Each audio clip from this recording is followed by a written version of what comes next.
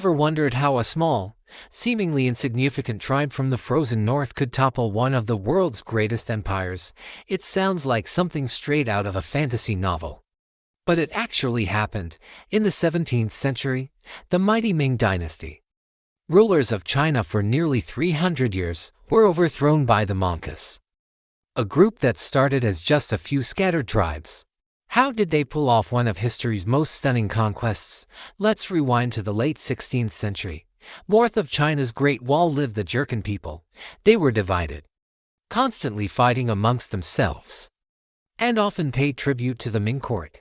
They were seen as little more than barbarians on the fringe of civilization. But then, a leader named Narachi came along.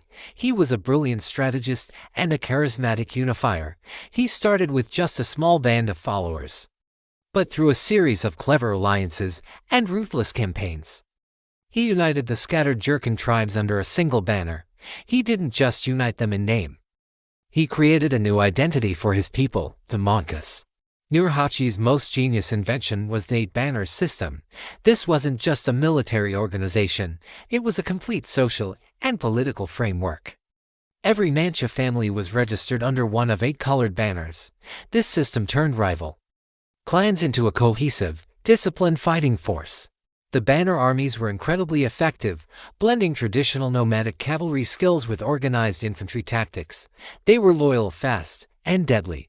With this new super army, Narachi began to challenge the Ming Dynasty directly, winning a series of shocking victories and carving out a state for himself in what is now northeastern China.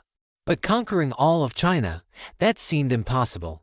The Ming Dynasty was huge, with a massive population and vast resources. The Great Wall stood as a formidable barrier.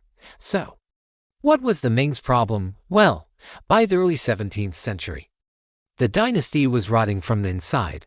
We're talking rampant corruption, incompetent emperors who were more interested in their hobbies than ruling, and a series of natural disasters that led to widespread famine. The government was broke, the military was demoralized, and the people were suffering. This created the perfect storm for rebellion. And rebel they did. A massive peasant uprising led by a man named Li Zicheng swept across northern China. His rebel army grew to hundreds of thousands, and in 1644, they did the unthinkable. They marched into the capital, Beijing. The last Ming emperor, Zhongzhen, seeing that all was lost, took his own life, ending the dynasty. It looked like Li Zicheng was the new master of China, but here's where the story takes a wild turn. A powerful Ming general named Wu Songui was guarding the most critical pass in the Great Wall, the Hanhai Pass. He was caught between a rock and a hard place. He could surrender to the rebel leader Li Zicheng, who had just captured his family in Beijing, or he could do the unthinkable and ask his old enemies, the Mongols, for help.